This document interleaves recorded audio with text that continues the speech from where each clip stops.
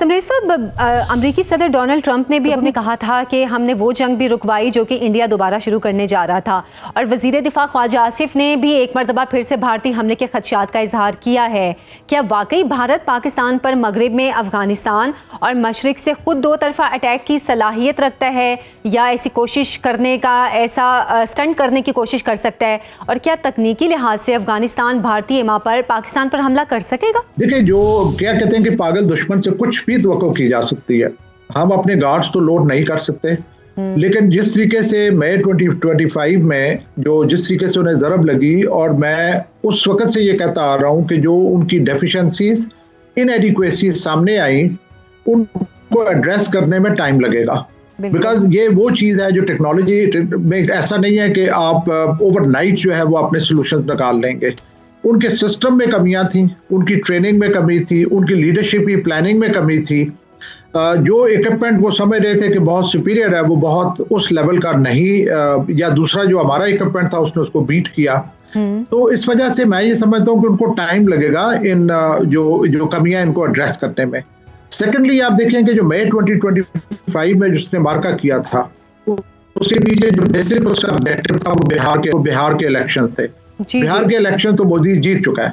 जो मैं हैरान हूं कि जो इंडियन पब्लिक है उनकी अवेयरनेस और उनकी रियलाइजेशन के ऊपर कि एक लीडरशिप जो है वो उनको कंटिन्यूसली बेफूल कर रही है, और वो बेफूल हो रहे हैं। सो वो तो बिहार में उसने अपना ऑब्जेक्टिव अचीव कर लिया है। रिसेंटली उसने हमारे सरकरी के रीजन में एक एक्सरसाइज की जिसमें उसने पाकिस्तान के ऊपर प्रेशर डालने की कोशिश की, और साथ टेररिज्म भी बढ़ा अफगानिस्तान वाली साइड पे।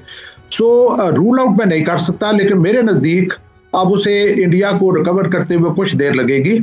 और मेरा ख्याल है कि जो कन्वेंशनल डोमेन है जिसमें कि पाकिस्तान ने बहुत बुरे तरीके से उन्हें बीट किया है, कन्वेंशनल डोमेन में इंडिया के लिए बहुत बड़ा चैलेंज है to take on Pakistan. Unconventional domain जिसके ऊपर वो लगा हुआ है, जिसको मैं कहता हूँ कि हो सकता है वही अपना वो सिंदूर 2 कह रहा हो कि टेररिज्म की डोमेन में डेफिनेटली वो इनको अपस्केल करेगा और वो पाकिस्तान को डैमेज करने की कोशिश करेगा टू फ्रंट सिनेरियो में, जहाँ पे इंडिया की तरफ से भी हमें प्रॉब्लम्स हो और अफगानिस्तान की तरफ से भी प्रॉब्लम्स हो। बिल्कुल बिल्कुल ठीक है आपने। अच्छा सर, अमेरिका ने हाल ही में इंडिया को जैवलिन टैंक शिकन मिसाइल सिस्टम और एक्स कैलिबर गाइडेड तोप के गोले देने का ऐलान किया है।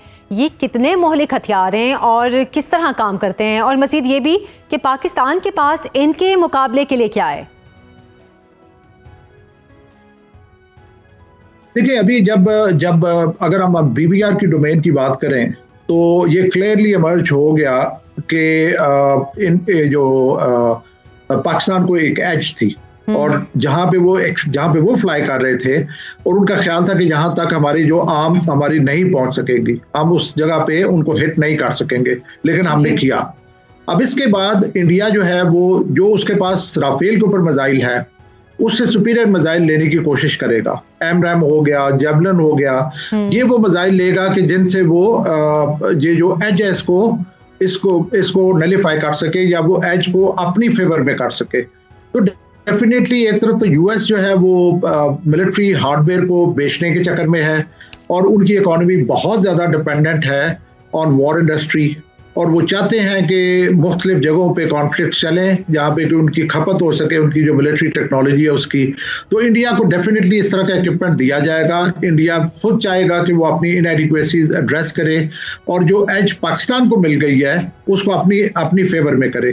फिर ये वही बात जो मैंने पिछले आंसर में कही है कि जब तक वो इस एज के इशू को सेटल नहीं कर सकता, मैं नहीं समझता कि वो कन्वेंशनल डोमेन में पाकिस्तान को टेक ऑन करेगा। सही। अच्छा, अमेरिका की जानिब से इंडिया को जो $93 मिलियन के हथियारों की फराहमी की जा रही है, पाकिस्तान के लिए ये कितनी तशवीशनाक है, और पाकिस्तान अमेरिका और इंडिया ताल्लुकात में इस पेशरफ्त को कैसे देखता है? देखिए, हमने ये देखना ये है कि पाकिस्तान और इंडिया, ना सिर्फ पाकिस्तान इंडिया बल्कि ओवरऑल साउथ एशिया जो है वो गुर्बत के लिहाज से बहुत पीछे है, ट्रेड के लिहाज से बहुत पीछे है, एक दूसरे के साथ कनेक्टिविटी के लिहाज से बहुत पीछे है।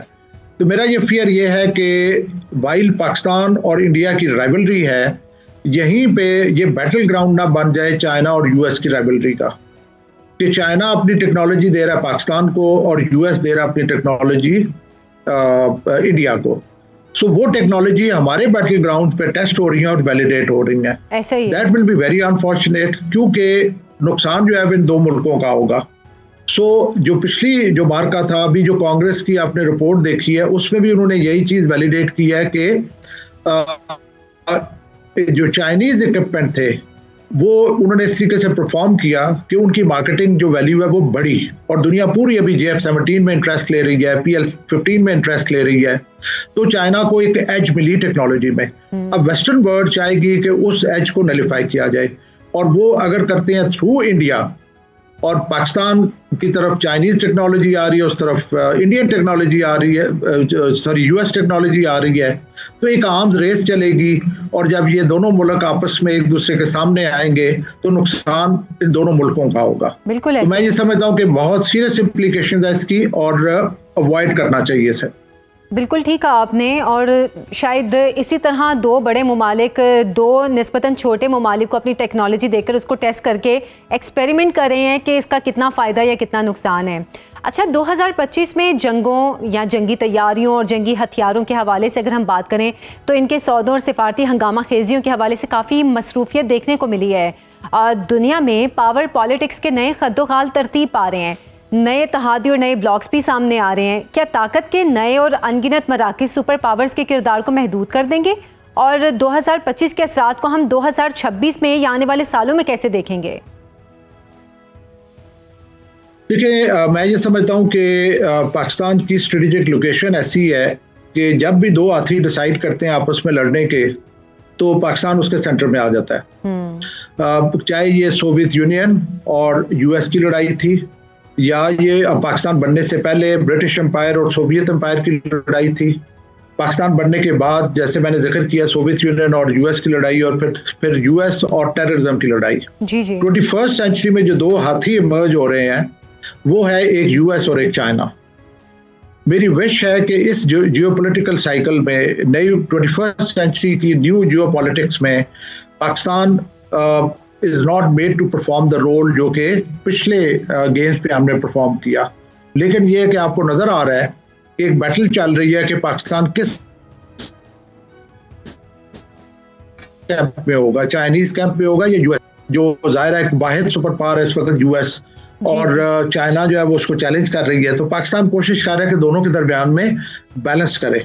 सो ये टसल चलेगी, और जो टॉप लेवल पे तो राइवलरी है बिटवीन चाइना एंड US, और उसके नीचे फिर ये जो फर्दर उसके शाखसाने हैं जो कि लेट्स से हम देखते हैं कि पाकिस्तान और इंडिया की राइवलरी है, और इंडिया जो है वो अफगानिस्तान को भी यूज़ करते हुए पाकिस्तान को स्क्वीज करने की कोशिश कर रहा है। यहाँ पे ये भी मैं कहना चाहूँगा कि देयर आर ऑथर्स हु से कि इंडियन ओशन जो है वो सेंट्रल स्टेज ऑफ राइवलरी होगा 21st सेंचुरी की। अच्छा। और उसकी मैनिफेस्टेशन हमें नजर आ रही है।